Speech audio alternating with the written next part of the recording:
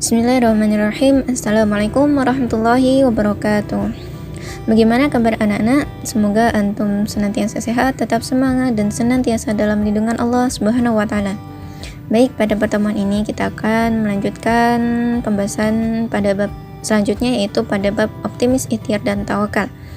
Pada bab ini diharapkan antum bisa mempelajari yang pertama terkait bacaan tafkim dan tarkik serta penerapannya. Kemudian yang kedua dapat mengartikan dalil tentang perintah optimis, ikhtiar, dan tawakal. Kemudian ketiga dapat memahami kandungan dari dalil tersebut sehingga antum diharapkan memiliki sikap mulia. Pertama, mencintai Al-Quran, menjadi anak yang optimis, berusaha sekuat tenaga meraih cita-cita, menerapkan tawakal kepada Allah, menjauhi sikap putus asa, belajar dengan penuh semangat. Baik, yang pertama kita akan belajar memahami hukum bacaan tafkim dan tarkik. Apa tafkim? Tafkim itu diartikan tebal dan tarkik diartikan tipis. Hukum bacaan ini terdapat pada huruf lam dan huruf ro. Pada huruf lam hanya terdapat pada lam jalalah. Lam jalalah adalah lam yang terdapat pada kalimat Allah. Yang pertama, lam jalalah dibaca tafkim atau tebal apabila lafaz Allah didahului harokat fathah atau dhammah. Contohnya yang pertama adalah zahaballah. Kemudian yang kedua adalah fazadahumullah. Lalu hukum bacaan lam jalalah jika dibaca tipis atau tarkik apabila lafaz Allah didahului harokat kasroh.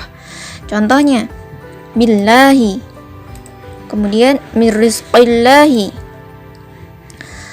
Baik, ini lam jalalah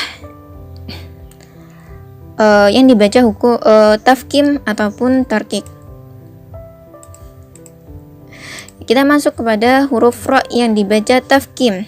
Yang pertama, berharokat fathah atau fathah tain. Contohnya amran fa innama. Kemudian wa'id faraqna. Lalu yang kedua, berharokat jika ro berharokat dhammah ataupun dhammatain. Yang pertama contohnya kullama ruziqu, sebagaimana yang di garis bawah merah ya. Kemudian fawa syurrun. Lalu hukum ro yang dibaca tafkim yang ketiga adalah ro sukun yang didahului huruf yang berharokat fathah. Contohnya yakadul barqu. Kemudian ro tafkim yang terakhir adalah ro sukun yang didahului huruf yang berharokat dhammah. Contohnya mursalin. Selanjutnya kita masuk pada hukum bacaan ra yang dibaca tarqi atau tipis. Yang pertama ada dua ya. Yang pertama adalah berharokat kasroh atau kasrotain. Contoh wal fajri. Kemudian munkarin. Lalu yang kedua ra yang berharokat yang didahului oleh ya sukun. Contohnya lakabiratun. Lakabiratun. Ro didahului ya sukun sebagaimana contoh di sini. Baik, ini adalah contoh dari pembelajaran dari hukum bacaan tafkim dan tarkik. Lalu kita masuk pada mengartikan tiap kata. Nah, ini nanti silahkan antum pelajari. Sudah Ustazah berikan tabelnya dari Quran surat Az-Zumar, kemudian surat An-Najm, kemudian surat Al-Imran ayat 159. Nah, pada aspek yang ketiga kita akan pelajari memahami kandungan Quran surat Az-Zumar ayat 53, An-Najm ayat 39 sampai 42, surat Al-Imran ayat 159. Baik, yang pertama pada surat Az-Zumar ayat 53 kita akan membahas terkait suatu gambar ini. Seorang di sini digambarkan sedang putus asa atau galau gitu ya, afwan. Kemudian apa maksudnya? Di sini di surat Az-Zumar ayat 53 memiliki arti, katakanlah, wahai hamba-hambaku yang melampaui batas terhadap diri mereka sendiri, janganlah kamu berputus asa dari rahmat Allah. Sesungguhnya Allah mengampuni dosa-dosa semuanya. Sungguh Dialah yang Maha Pengampun, Maha Penyayang. Di sini Allah melarang manusia untuk berputus asa. Karena apa? Karena berputus asa adalah salah satu sifat tercela yang dimiliki oleh dibisikkan oleh setan kepada manusia.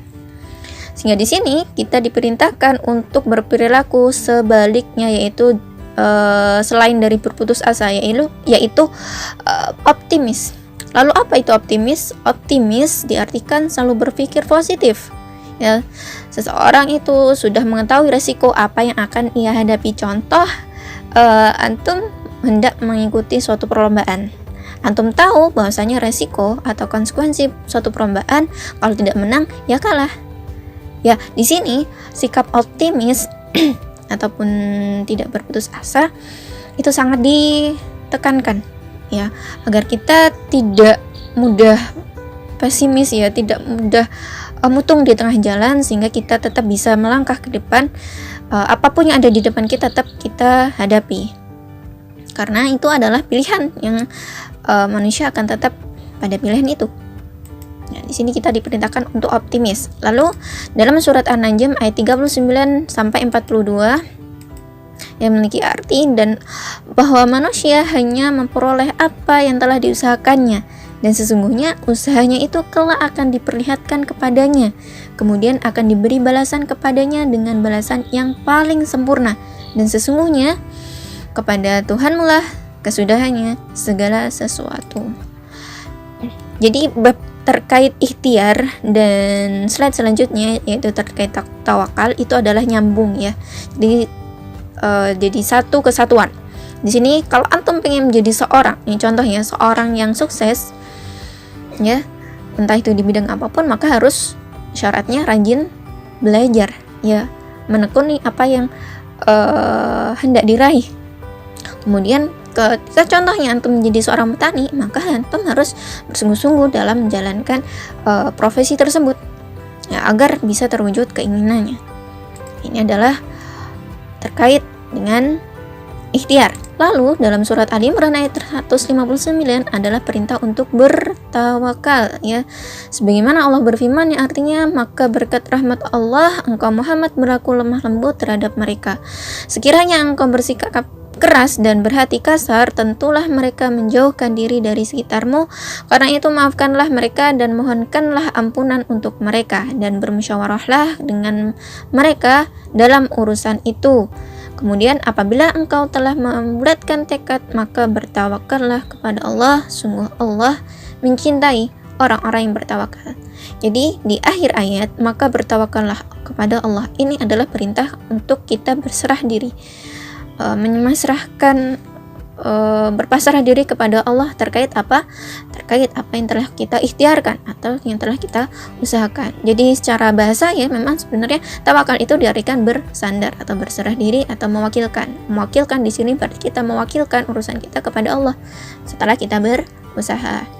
Jadi di sini Imam Ghazali menyebutkan bahwasanya arti tawakal adalah menyandarkan diri kepada Allah dalam menghadapi setiap kepentingan, bersandar kepadanya ketika mendapatkan kesukaran, teguh hati ketika ditimpa bencana dengan jiwa yang tenang dan hati yang tentram. Jadi kalau kita sudah berusaha, kita masrahkan pada Allah, ya kita nggak perlu gelisah, kita sudah tenang hatinya, nggak perlu menggerutu, nggak perlu berputus asa, tapi sudah kita optimis, kita sampaikan semuanya pada Allah, hasilnya apapun kita terima. Ikut, ya. Ini adalah materi pada optimis, ikhtiar, dan tawakal. Jadi nyambung, ya, antara tiga sifat ini. Semoga kita bisa menjadi seorang manusia yang memiliki sifat optimis, ikhtiar, dan tawakal. Demikian pembahasan materi kita hari ini. Selamat belajar anak-anak, semoga dimudahkan Allah. Bila taufiq wal hidayah, biridha wal inayah. Kurang lebihnya Ustazah mohon maaf. Wassalamualaikum warahmatullahi wabarakatuh.